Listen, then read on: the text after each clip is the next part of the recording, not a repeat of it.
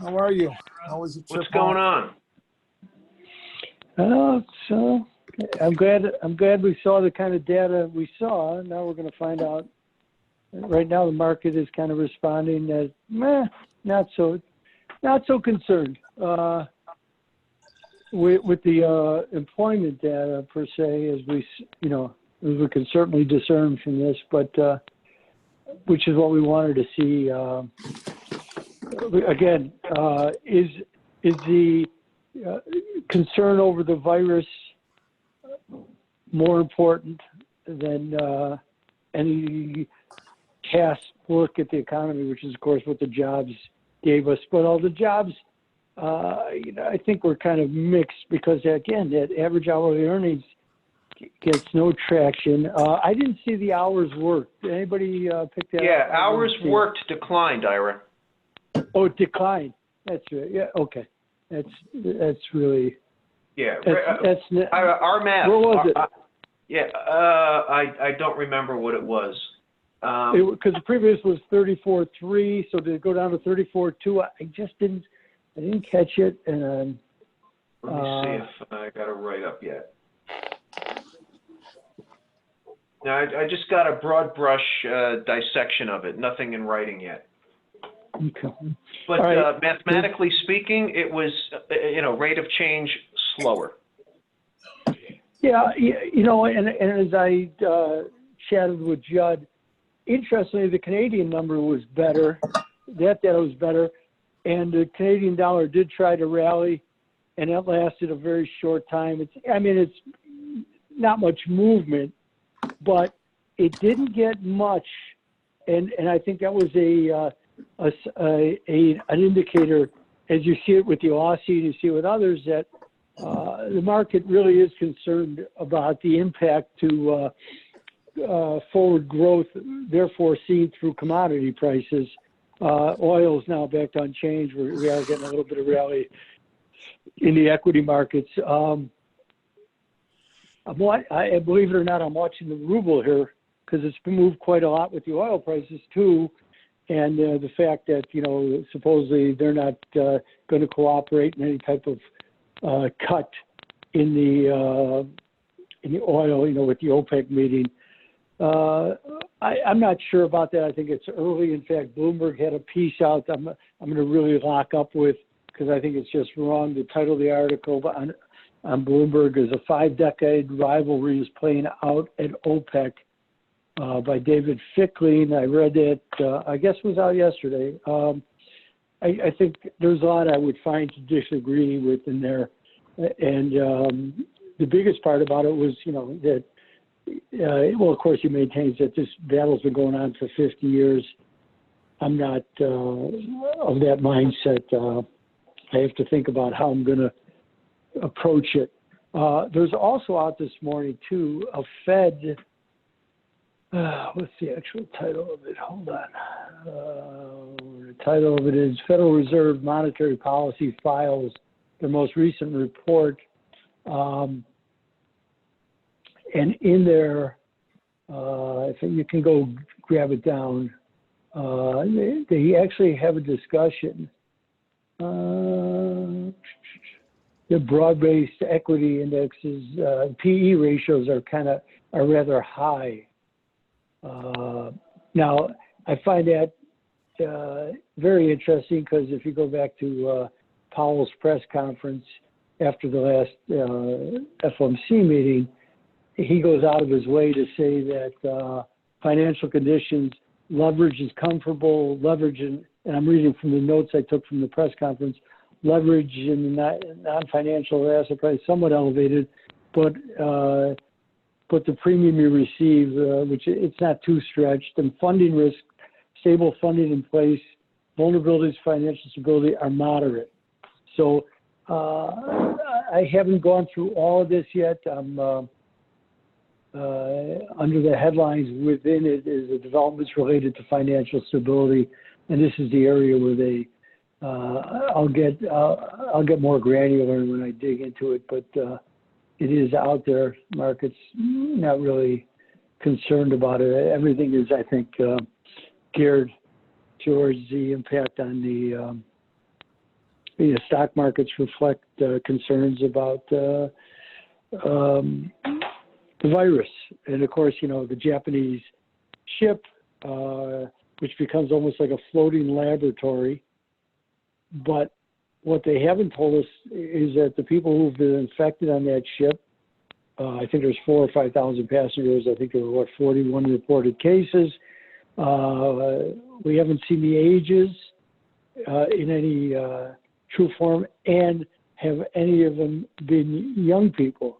So again, when you have to dig through this and become critical, or look at it with a critical eye, there's still a lot of information we don't have, which is very pertinent information to people who are really do work on potential pandemics and of course infectious disease type outbreaks that spread rapidly. So we still don't know a lot, and yet here we are. The equity markets are certainly rallying from what they wanted to earlier do, which is break. But it's going to be a long day because, again, let's remember back to last Friday when the markets absolutely got equity markets and asset prices. And, of course, we saw the inverse reaction from the bond markets. Bond markets are still holding up here pretty well, and I think that makes the case. You talk about that these numbers, who is that, Angelo, who brought that up? I'm sorry. Probably. Yeah, okay.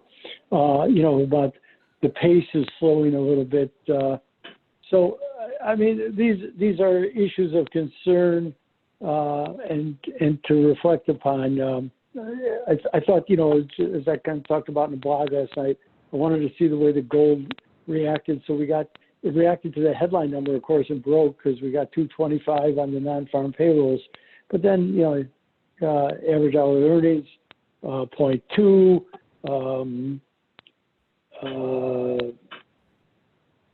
And I don't have the exact hours worked, but that's an important number. That Art Cashin loves that number, and I happen to agree with him and David Rosenberg too cites that number quite a bit. I just don't have it. So if anybody sees it, shout it out and let us know. But the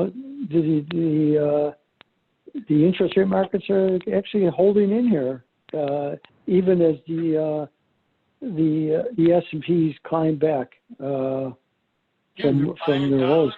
Ira, they're buying dollars all the way across the board, and they're just buying U.S. assets. Yep, they are. Now, is that safe haven? Don't know. It sure seems to reflect that. But again, copper is still down 4 cents. Silver, so the true commodity are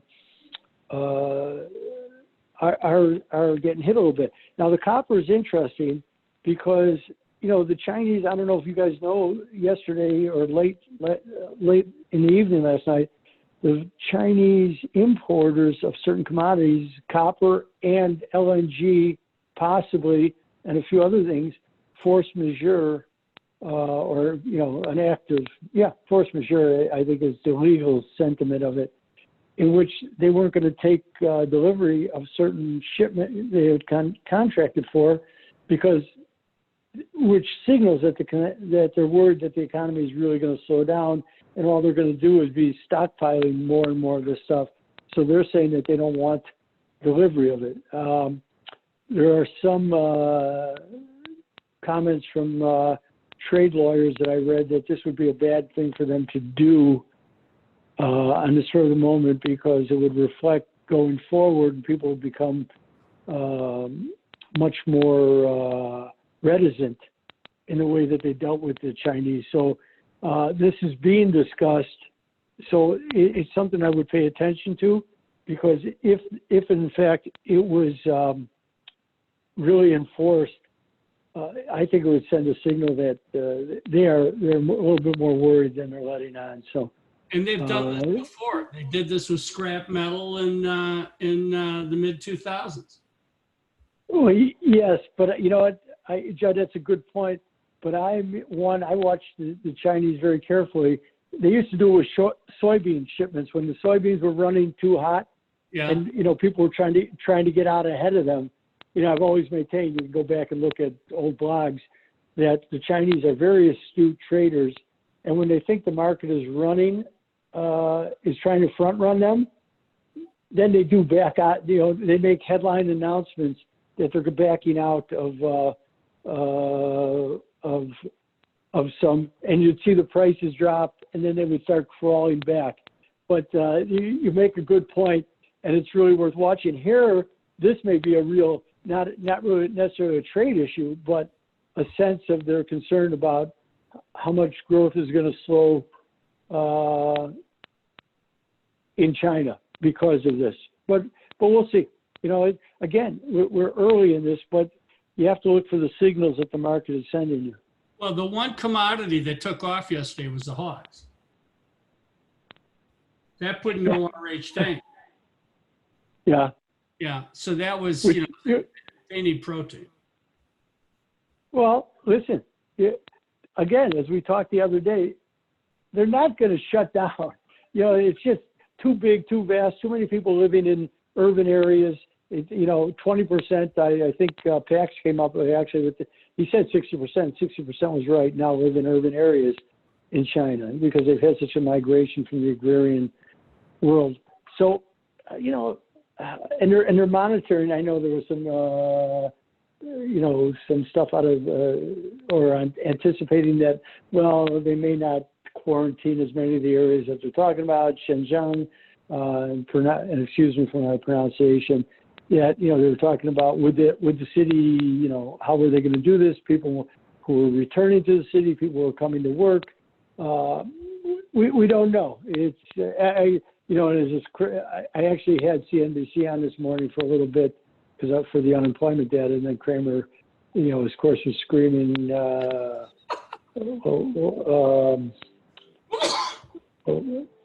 What was he talking about? About quarantining cities. Okay, it went through one ear and out the other. But you have to pay attention to at least what these people are saying. And you're right, the dollar is stronger, and the dollar is strong against those emerging markets. So I'm going to read through the Fed data, see how much they're concerned about that. It's a long paper, unfortunately, so I'm going to have to dedicate a little more time. But the emerging market currencies, again, are an issue because of the huge amount of borrowing that they have done in dollars. So as the dollar goes up, I'm looking right now, even the peso was under a little pressure today. It's come back a little bit.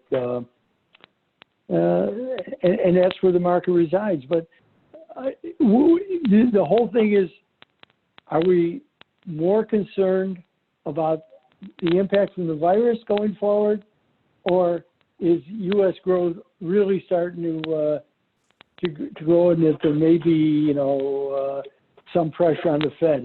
Again, I'm of the camp. I don't think the Fed. I think the Fed ought to get out ahead of this only because of the concern I have about the impact on the emerging market financial situation, but do it in such a way, as I've stated several times, that hey, we're doing this in an emergency capacity. If this doesn't develop into a severe situation, we're taking the cut right back. We'll take it back as soon as we have a better sense of it. But, I understand their concern, if they're talking about it, is what if we do this and we don't get the response we want anyway? So I know it's a tough decision. It's a tough way to make policy on the run. We'll watch it. But this is for traders and investors, not so much, because the stock market's come back. But from a trading perspective, are we going to be more concerned about the virus, or are we going to go on to other things? Because the economic data out of Europe this morning has been absolutely miserable. Ira. Yes. Yeah. Judd, are you able to pull up the chart I posted in the chat room? I didn't click on it. All right, so see if you can pull it up, because it might help shed some light on Ira's question. In fact, I know it will. All right, hold on. Don't just be the market, beat the market. That one, Angelo? No. Okay, this? Okay, yes. Now, the chart, I'll walk you through it. Okay. Oh, I'm sorry. So the chart begins at the cycle peak, which is September of 2018. All right. That was the economic cycle peak. Right there. Now, the outperformers on this chart, which are utilities, gold. Now this one was updated. They took out the Russell 2000 and put in the industrials. All right, just for shits and giggles. All right, but the industrials and the Russell 2000 look similar, except for the fact that the Russell 2000 is still below the zero line, and so are the Dow transports. But Ira, here's my point. This chart, if we weren't in a slowdown that began off the cycle peak, this chart should not be looking like this.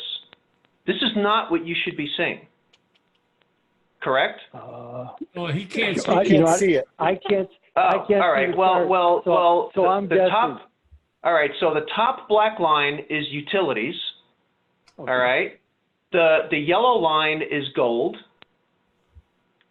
Okay. The green line. What happened, Judd? I'm going to try to send it to Ira because he can't. Judd, leave it up. Ira, I'll send it to him. I'll send it to him. Hold on. Yeah.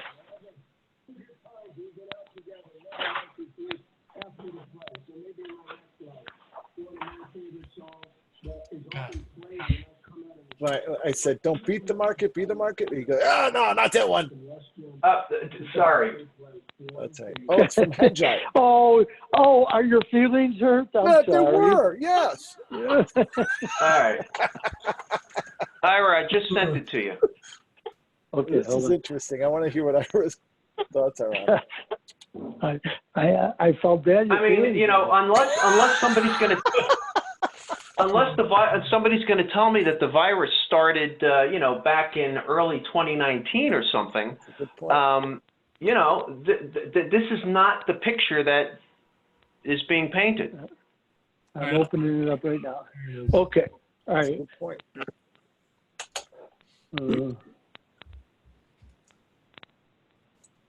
So, you know, the green line is, you know, the Barclays, you know, 25-year Treasury Index.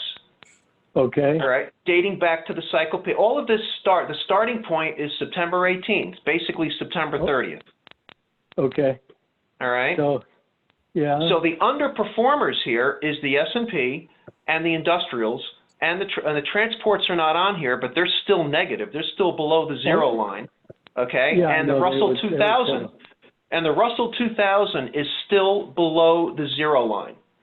So why are bonds, utilities, REITs, gold the outperformers from that September cycle peak? You know, I'd have to really think about this and dig. I mean, I think we've been all over this, and it doesn't surprise us. But when you see it, you know, in a picture format, wow. Well, this is why I just sent it to you guys, okay? Because sometimes you got to take that 30,000-foot view, right? Get out of the 5-minute chart and say, okay, is what the bond market is doing today, is that the virus? No, it's been going on for a year and a half. Yeah. No. Okay. Yeah. It's just Yeah. it's the cycle. The cycle still exists.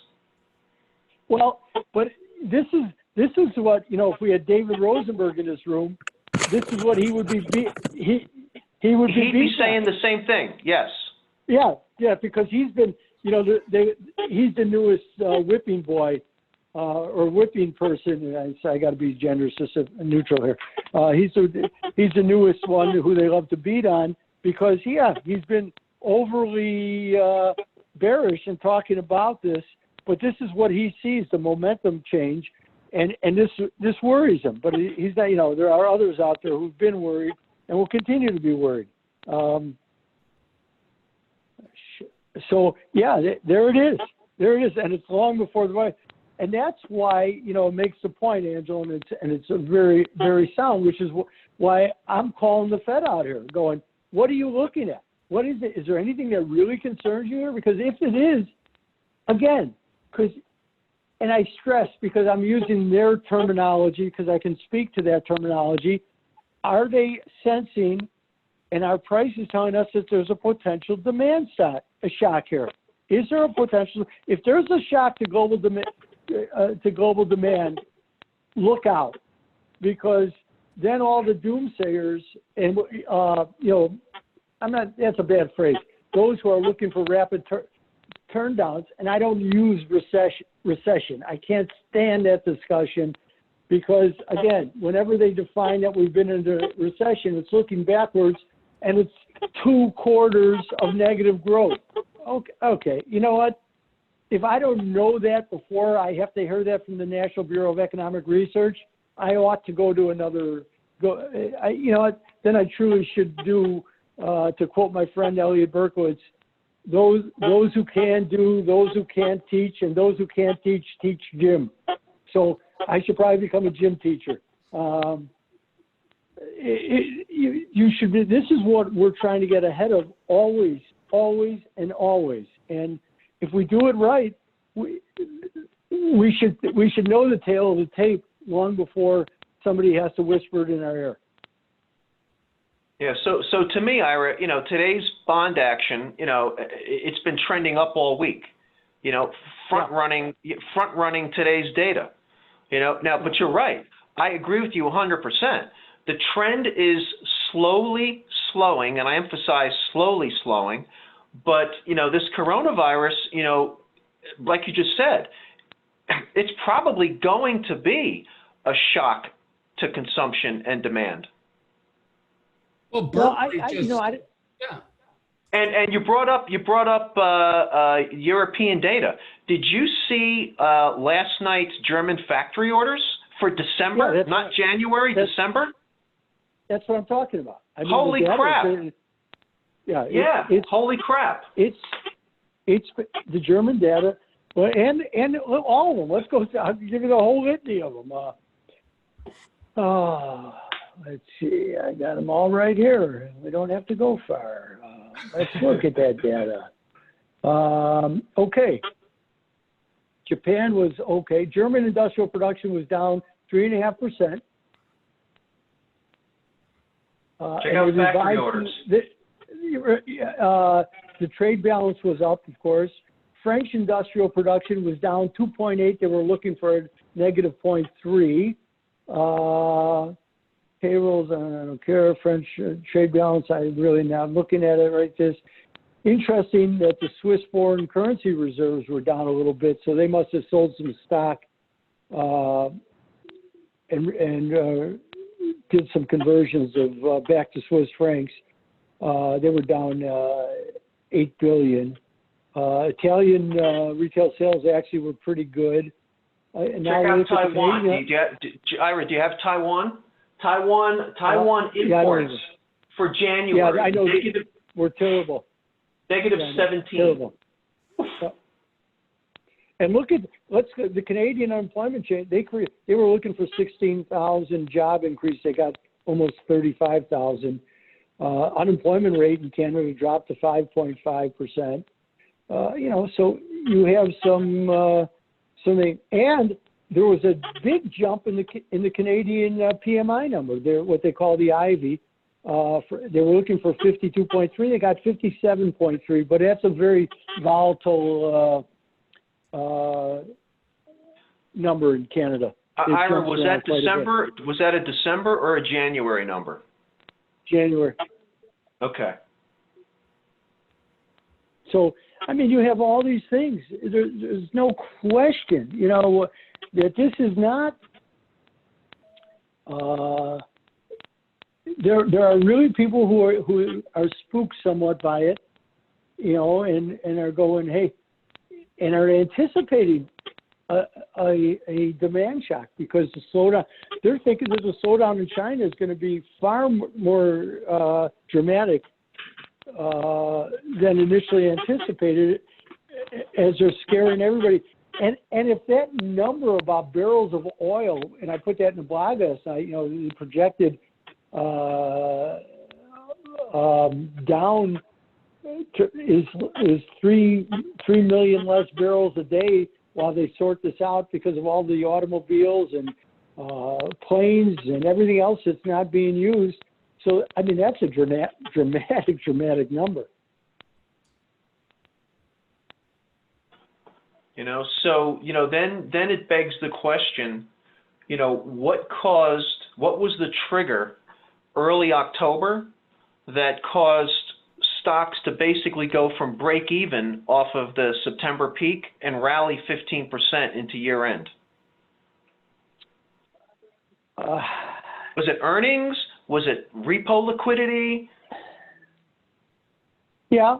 Probably probably all of the above, but the stocks were able to rally because we know what the Fed did, right? We know what the Fed did. And that was my point. And you can lock up with me all you want, but I'm using the Fed's words.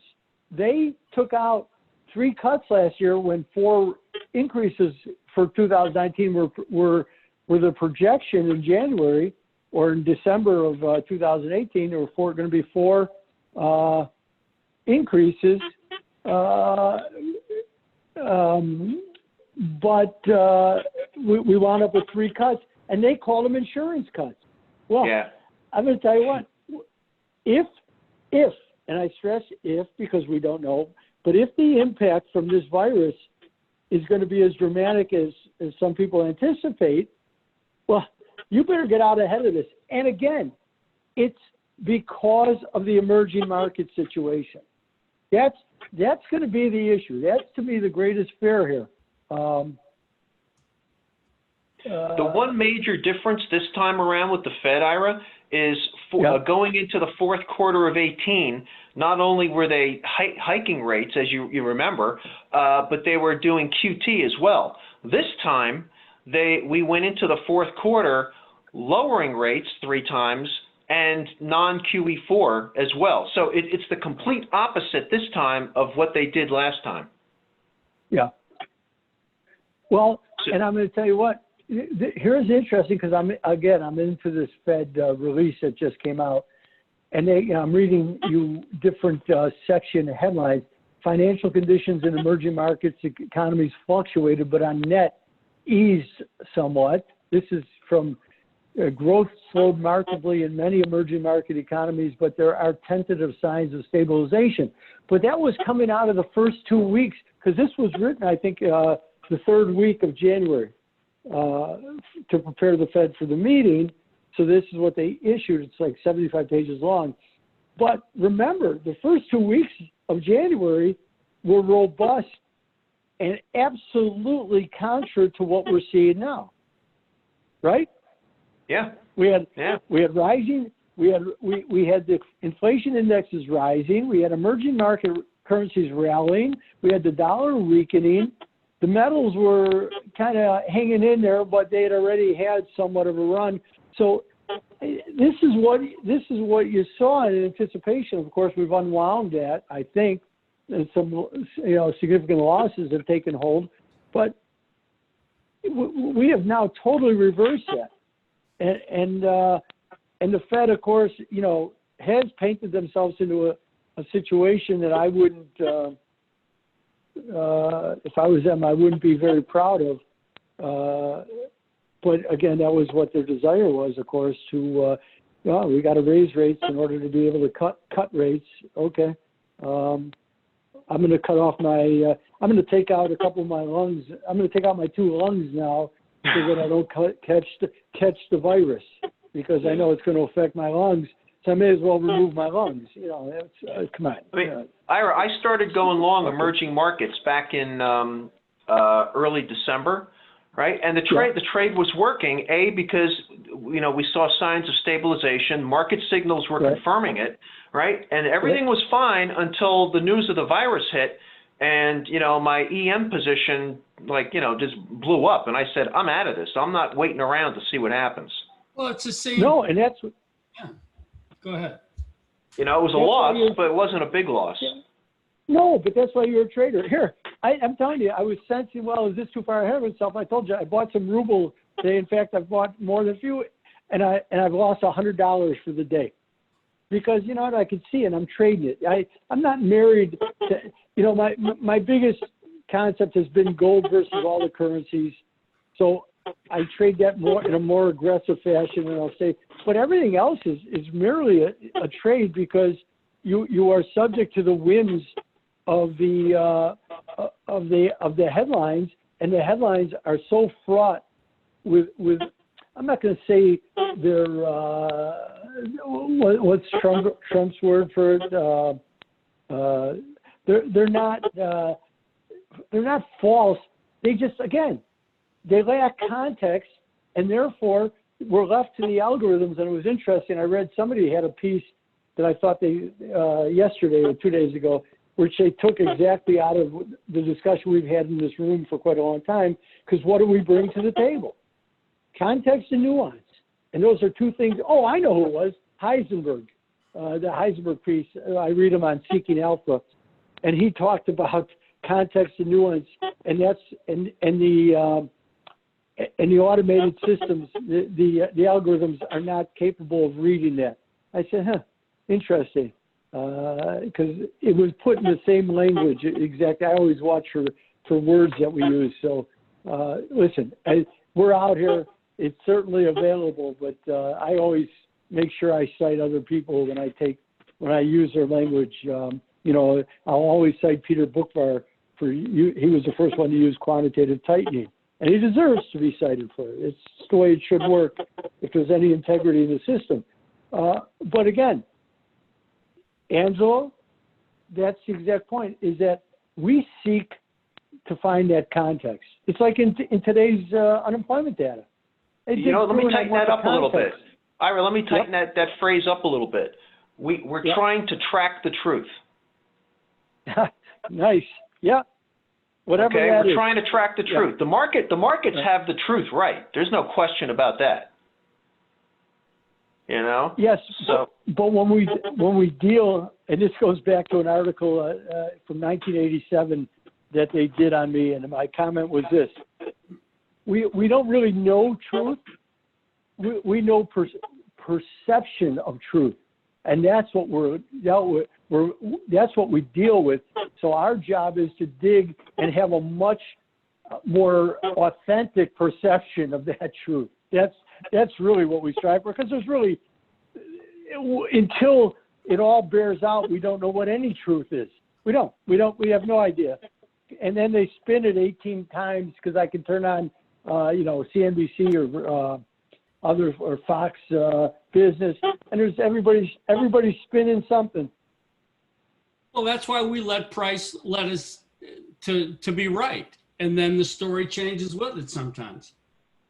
Right. That's right. It does, and then they'll fact fit the story to make what happened. That's what you see after the fact. There's a lot of fact fitting. So be it. I don't have that luxury. If I fact fit after the fact, I'm broke. So all that, gold and Swiss, gold and euro, gold and yuan, actually gold and euro and gold and Swiss are the two best looking charts. Oh yeah. I mean, and they keep coming, the gold gets hit every time there's the equity markets rally based on the fact that, the virus is subsiding. I found it interesting, and and I've discussed this, I think, with you guys before. One of the reasons that I rely on my fundamental analysis before I get to the technicals, and I think I do that very well, but one of it is based on when I was an undergraduate, and I read Camus' The Plague, and it always impacted me, because there's the guy Jean Thoreau, I think is his name, who's helping them, and he's diarying the plague, and he's charting it, and he says on one day, well, according to what I've been following and what the chart looks like, the plague has ebbed, and the next day he dies. Now you could say, oh, you're look, it just resonated with me. So I have to do the analysis, and that's why then I come back to the technicals. I go, okay, here's where I'm wrong, and here's where I'm plugging everything in. But when that doctor died yesterday, it came on the heels of somebody saying, well, you know, it looks like the worst has been seen. And I go, oh my God, this is like right out of Camus. And I didn't mean to, because I thought that guy who died, unfortunately, was, you know, a whistleblower who was trying to get people, you know, to spread the word that this was developing out of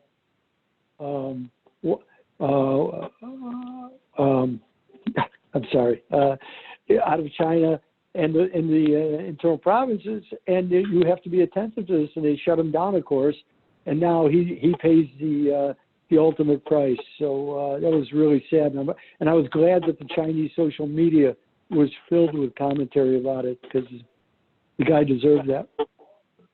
Ira, I just sent you the guts of the employment report, the three takeaways: average earnings, et cetera, et cetera. Yeah, but what was the average work week? Well, average weekly hours and aggregate hours growth. All right, weekly hours growth across both services and goods economies remains negative year over year, and aggregate hours growth continues to decelerate. Non-farm payrolls, I don't have the exact, I don't have, wait, you know what? Actually, wait a second, I might have it. Yeah, if they put the three of us in there, you know, it would be 20% higher. Yeah. Now it would. Oh yeah. I mean, what are we at? 14 hours a day? Come on. Oh, more sometimes. And let me tell you what, that I haven't seen anybody's analysis of it yet, but when I look at the average hourly earnings, that's a really tepid number when you factor in that a lot of the bank bonuses and financial bonuses and other businesses who pay bonuses leak into that January number. So that's really a weak earnings number.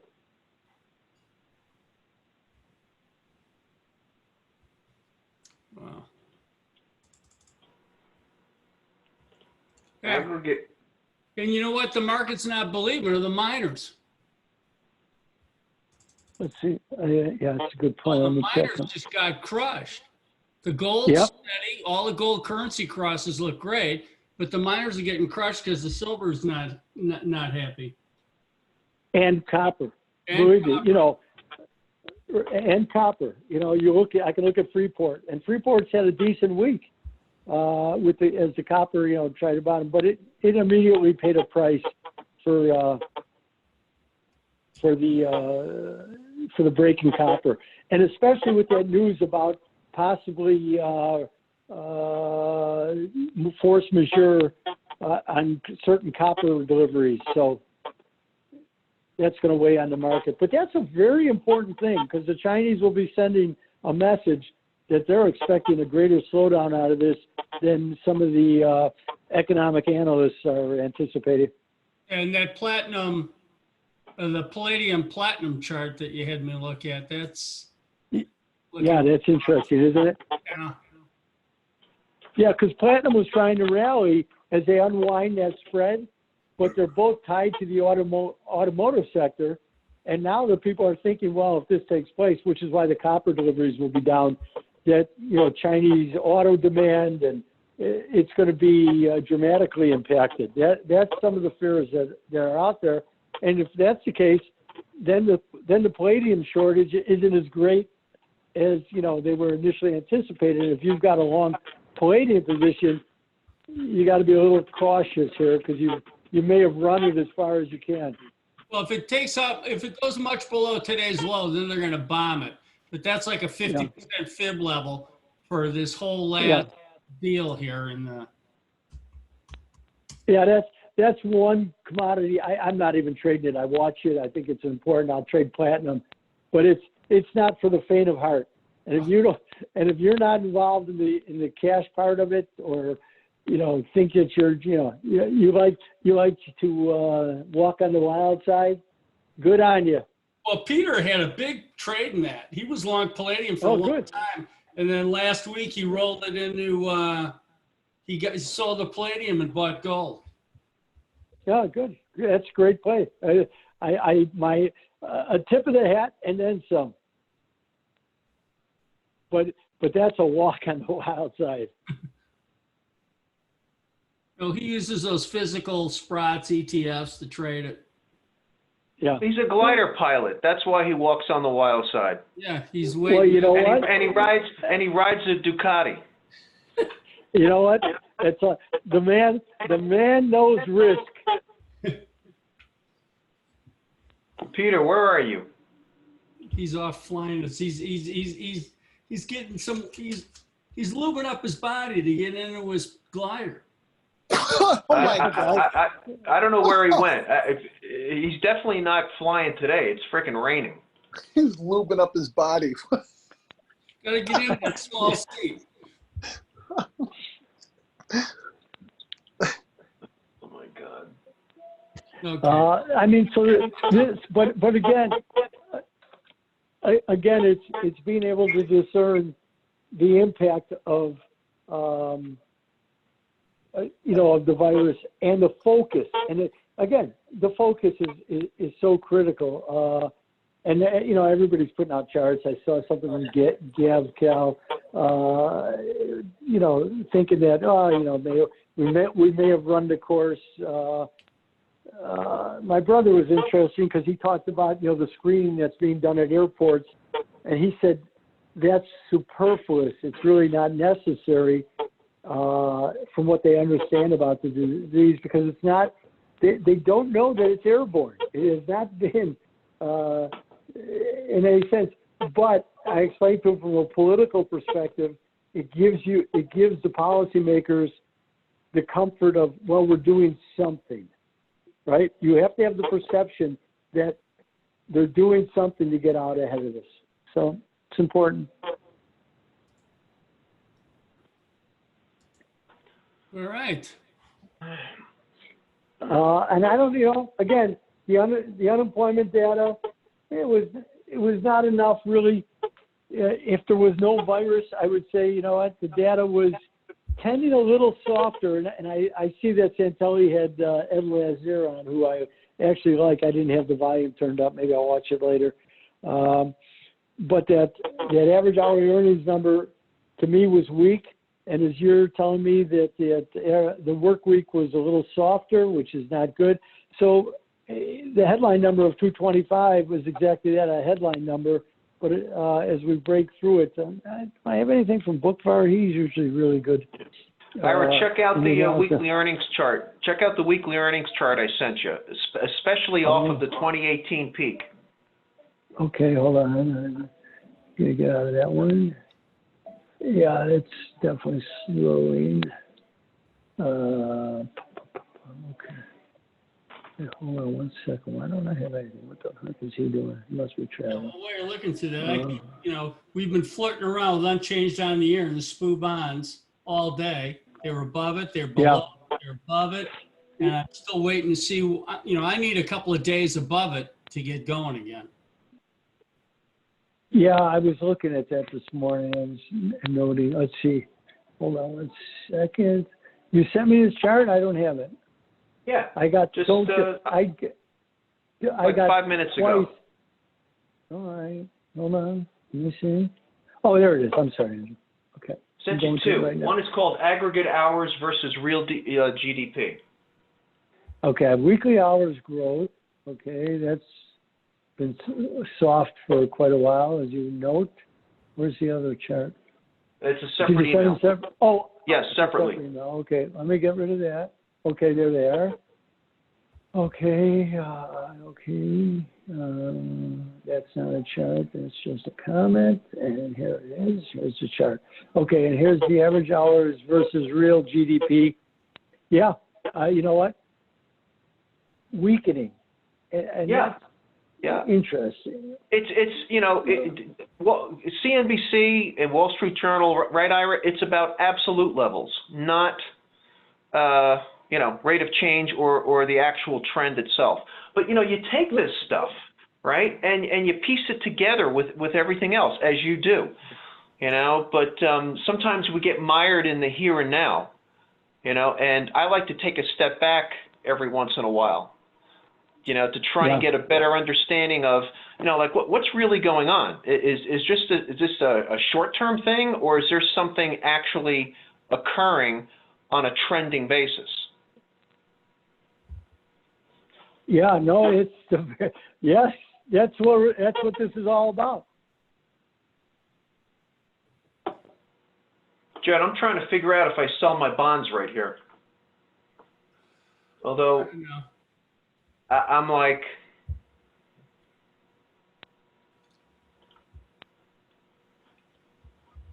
the dollar blew through the next level. Yeah, everybody's screwed in the dollar. Well, I sold half yesterday. They're all screwed in the dollar. Yep, because you know what, and I stayed away. You know what, I was a bearish the dollar, but you know when I saw what was going on in the emerging markets, I got off that trade because it's just I'm still. If you ask me long term and where I think the dollar is going to finish out much lower by the end of the year. I do. When I saw those comments and I put them in last night from Wilbur Ross and what the Commerce Department has come up with countervailing tariffs in an effort, if U.S. Steel says, hey, they're manipulating their currencies, they go to Commerce and complain, and then they get a decision, and if it's so, there'll be countervailing tariffs put on. So there's a lot of latitude to this, but this is way ahead of ourselves because right now we're just locked into what is going to be the effects from the tariffs. I mean, from the virus, from the virus. Capital flow, people buying dollars. And what was that article that I was reading? Was that the Wilbur Ross thing where they're going to allow individual companies to go in? That's what I'm citing. Right. Yeah. That was a Wall Street Journal article. And I'll tell you what, that just is outright saying we want to lower, we want the dollar lower. How we're going to get this, they don't know, but they put this into the hands of individual firms. And it's got no play, but this is one of those that will come back and be discussed. I just can't tell you when. I can't tell you when. Yeah, I went long the dollar last Friday. I sold half yesterday. I'm not married to it. God knows where the dollar is going to be a year from now, and I really don't care. No, nor should you. It's way out. The only thing I'll care about is where it leads to other effects. I don't care. Listen, there's not enough money in the dollar. There's not enough potential for me. I look at real returns, and interestingly, Brazil cut interest rates this week, the lowest in history. And they're actually almost at zero.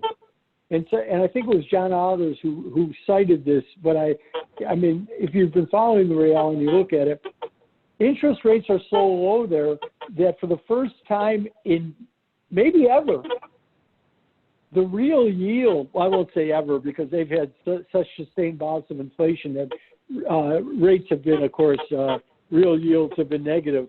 But right now with very low inflation, you know, they were the poster child of high real yields and being a currency carry trade. But right now, their rates are so low, they're right at their inflation level. There's no meat on that bone for anybody doing carry trade. And you've got currency risk, as you can see. So we are in some very, very interesting times. And that's why, Angelo, your comment, in a year, it doesn't matter. I know it doesn't matter. It does not matter. What am I going to do with it and what are going to be the effects? Because the dollar will have effects. And the effect of the short-term rally in the dollar is that it's going to tighten global financial conditions even more. That's the effect. And it might not change, it might not turn until the end of the quarter or later. You know, Ira, something else I've been thinking about is, you know, everybody's on the central bank bandwagon for, quantitative easing and everything else, and rates are manipulated lower, et cetera, et cetera. That all may be true, but here's what I was thinking about. Let's just say that the central banks never did QE, and rates were at 6%. Given the trends that we've been analyzing this morning, right, in unemployment and the data and the bonds and the gold, et cetera, all it means is that the market would have been buying bonds and gold and utilities and whatnot for the last 2 years anyway, and the market itself would have driven rates down from, 6% to 4%. All right? It's all relative. It's all relative, right? Oh, did you just see what I just put up? Are you looking at? Euro, I just put up the Plaza Accord swing. Yeah. Pay attention. Okay. But Angela, the point what you said was the key point.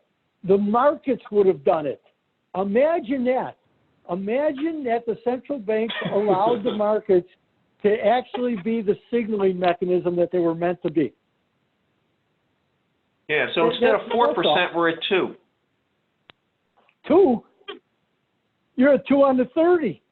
Yeah, that's right. I was just being conceptual.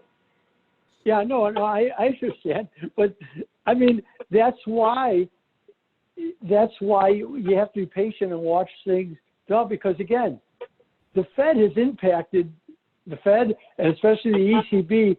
But I find Lagarde interesting because she made those comments yesterday, right in the face of all this, that, hey, we don't have any latitude here. How do we react to this? You can't react to this. As a central bank with rates at negative 50 basis points on your overnight rate, on your reserve deposit rate, what's your reaction? What can you possibly do here? Hey, somebody listen to you, Ira. Right. The guy from Ray-Ban from LVMH. Did you see that today? Yeah. No, what did he say? In the Tiffany takeover, they just raised. They just did $8 billion at negative yield. Oh, yeah. I'd be raising all the money I could. Negative yield. Can I borrow some money? Yeah. I'll go buy something. Sure. And they're not the only corporation. You know what? And as long as the ECB is there buying, and they're going to be buying corporate because there's not enough sovereign. There's just not enough sovereign. There's not enough German debt, which, and you want the highest quality. And in the European, with the ECB, part of the problem, why the high quality stuff, so they view LVMH, of course, as a high quality company, and I'm not sure what their debt, I'm not familiar with their debt levels per se, but if they're able to borrow at negative, it tells you where they're at. But if you're a large depositor in Europe and you don't have, you're only protected up to 100,000 euros, you're buying sovereign debt, even though it's negative 20 basis points or 30 basis points, because that's like 50. Well, but the bonds are secured. You're better off with the bonds than you are putting the money in the bank. And the 30 basis points, they just view that you're paying away is just viewed as, an insurance cost. No more than, going to Chubb and buying insurance on your house. Okay, I'm going to buy a $50 million euro, a German Bund, because I can't put the 50 million into the bank. But they know that sovereign debt is not going to default. Because can you imagine if it were to default, you'll have a debacle that's so great. Oh man, But of course, that's the real tripwire in this entire system. I think. Take a look at FedEx. Now you're making me work. Yeah, don't be short the market, guys. It's trying to bottom.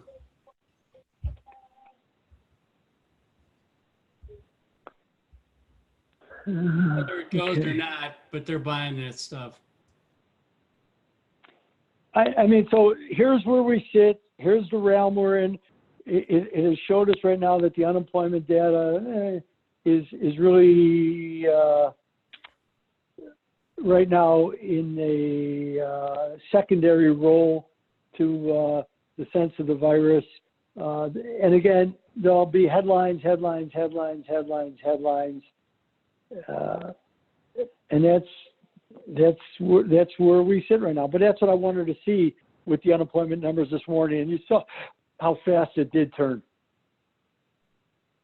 It did turn. You know, I had some orders in the gold, so I got filled on those actually down at 64.80 because off of some short-term swings, and you know, I wrote them, and I've still got a little bit left because I sold some Swiss on that rally against it. That's the play I was looking to do.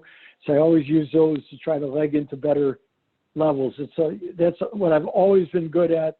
And you know, my view is always if you do the prep work and are patient, especially in today's world where the algos will drive stuff to levels, you know, that I like, so be it.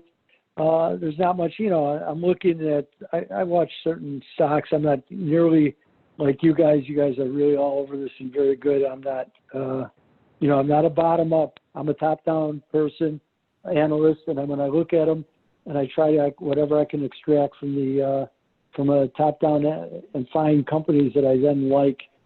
And of course, my main concern is always, as we just talked about, the debt levels and the load that they have to carry. I think it's one of the problems with Freeport, although Freeport has been so badly managed and carried such ridiculous debt levels, kind of like Glencore, until they started paring down that debt. Then that's what I do. That's what I do have to look at. That's where my analysis. I'm a debt person. Debt matters to me. Right now, the market looks askance at it, but again, that's what the central banks. That's how I've said this for 7 years with Santelli, that the signaling mechanism. That's what the central banks did. They broke the signaling mechanism of the markets. That's what they've done. That's what they own. That's what they have to wear. That's what that's theirs. They did this, and now they're saddled with it. So, and that's my point that I make. There is no exit strategy. If you think they have an exit strategy that's viable, please share it with me, because I thought they did, and I thought Powell was starting to go that way. But as we saw in January 19, he got cold feet and did the Powell pivot pretty quickly. So if you can explain to me how they exit from this, and if you think it doesn't matter, great. Then we're in this game forever, and then the Swiss National Bank becomes the global paradigm, because the banks are actually wrong for buying debt. They should just be buying equities, and they'd be making money. And your ABB call here, this is as good a spot as any for a re-entry. Yeah, you know what, I'm looking at it. You know, but this is I'm just tying Lagarde to it, because she is going to work hard, very hard.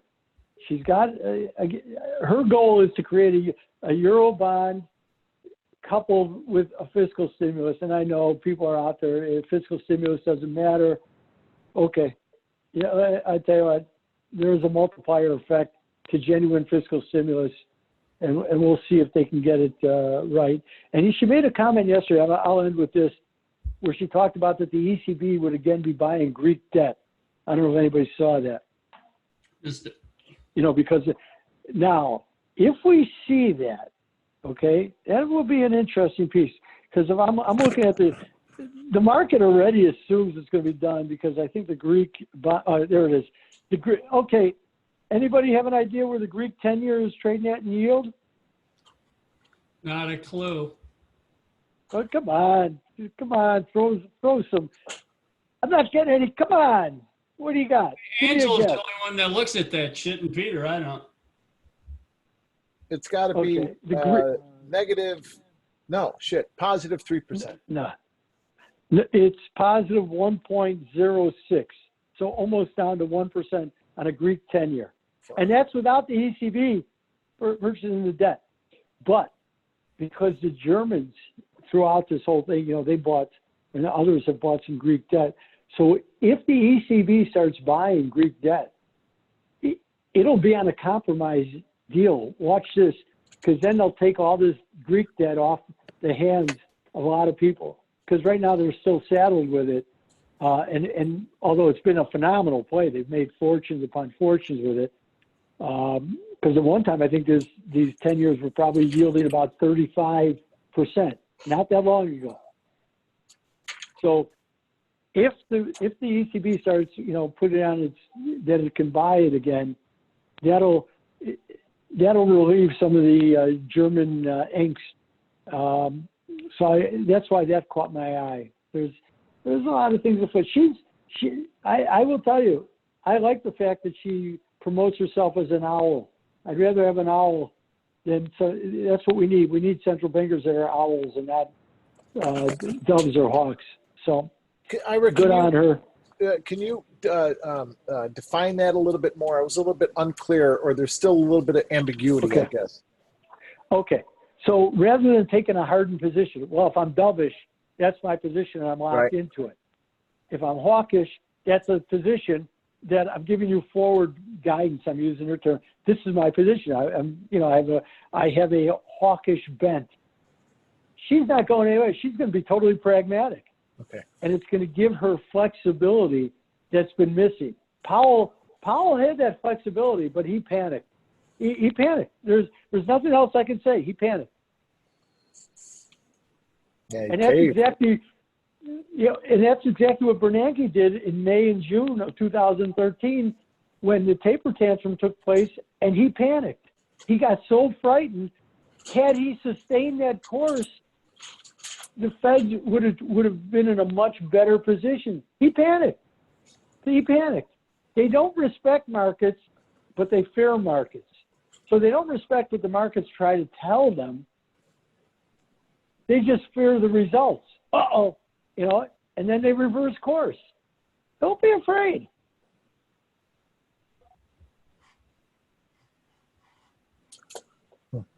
And the beat goes on.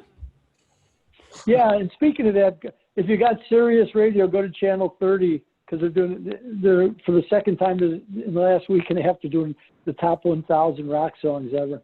Oh, beautiful! Thank you. I'm actually going to spend some time in the car today. I'm going to listen to it. I'm telling you, when I go on okay. What was the number 2 best song ever? Because I listened to it yesterday when they got down to. What do you think number 2 was? It's got to be either a Stones or Beatles song. Yeah, A Day in the Life was 2. What was number 1? No idea. Come on. Inagana Stairway? Huh? No, that was like 700 and something. I heard that. It kept me running for an extra 9 minutes. Come on, it's so obvious. I guess it's not that obvious. No, I mean, I can't think of it. But because this room is so focused on it, it's a Stairway to Heaven. There you go. No kidding. It fits the gold outlook. Wait, didn't I say that? I said Stairway. Oh, you did? I'm sorry. Yeah. Oh, I thought you said it was number. I thought you said Stairway was number 700 when I said that. No. He was referring to Inagana Devita. Yeah. I was just kind of messing around because I had no idea what the answer would be. I'm kind of surprised that it would be Stairway to Heaven. I love that song, but I would think that it would be. I don't know. Hey, Ira, I was wondering. Peter Bookvar really likes Southern Copper because of its clean balance sheet. I was just curious why you picked Freeport over Southern. Any reason? Nice pun, by the way. Because I was able to define my risk there better, so I bought it against the 200-day. That's all. Gotcha. Okay. And you know what? And it's kept me there alive. We got to actually, it's performed fairly well this week. That was all. It was a total where I could define my risk better. And there's, I know that there's been balance sheet concerns, but, they have some new management in, and they've been kind of steadfast about that they want to pull down that balance sheet from its over-leveragedness as they bought as they made all these ridiculous acquisitions. There's nothing worse. It's like the telecoms. They get too much cash and they do really stupid things. I'm always leery of companies that have too much cash doing stupid things. You know what? Return it to the shareholders. Because they make bad acquisitions, they leverage themselves up, you know, and that's the world of private equity, you know. But they are able to do it because they have an escape mechanism, which is to do an IPO to get out from under all that debt if they can turn the company around. You know, go ahead. That's what the game is. But companies can't run themselves as private equity concerns. They just don't have the flexibility, and they don't have that use of other people's money. So when they're wrong, you know, they can absorb it because, you know, it's almost like an insurance company where you might invest in 10 things, 7 of them turn out to be, or 4 will be really good, 3 will be okay, and 3 will be losers. And at the end of the day, the returns are pretty good. You can't run a company like that, you know. And when they go out on these buying binges, and I don't know, they take on a lot of debt, and a lot of them wind up hurting themselves. And that's been the history. I'd say I've been doing this 43 years and studying this for 46 years, 47 years. Actually, when I was home for the CME board meeting on Tuesday, Wednesday, and I pulled out my old paper that got me into this business. That I wrote in 1975 and 76, my master's thesis on multinational corporations, in which I learned about foreign currencies and global flows. And I read it. It's kind of interesting to reread that, but it's still the same issues. Really, still the same issues. But it was kind of funny looking back. To 45 years ago. I'm an old guy. I started in '74 when I walked on the floor working for Barry. Yeah, no, I was in Madison doing this work. And again, I always tell people, and I learned so much from the Marxists. I have such a Marxist ingrained analysis, but the Marxist analysis of the third world, as we call them then, or less developed countries, and their debt structures following the oil embargo of '73 when they did this mass amount of lending, and how it was going to end was right on target. If you were an MBA student at Harvard, you were never going to see that because that's not what they analyzed. But the guys I had in Madison were just so phenomenal and taught me so much.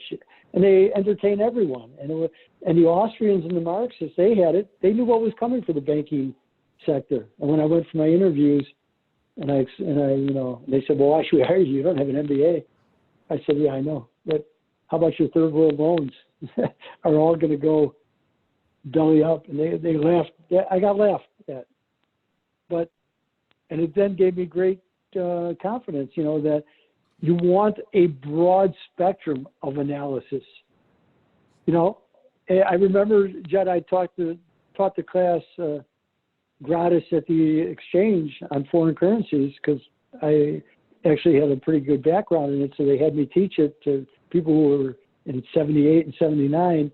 And I would open up with a discussion about Marx. And if you talk to Ray McKenzie, he'll tell you that here he was working for Morgan Stanley. And he goes, what is this guy talking about? But he said he'll tell you today because he always reminds me when we talk. He said, you opened up my eyes to the way things, how to look at things. And that's what we try to do again. Yeah. It's nuance and context, and you got to have that full body of context. And these things, are going on, and you want to open yourself up to it. All right, I'm going to go. Thanks. All right. Thank you, Ira.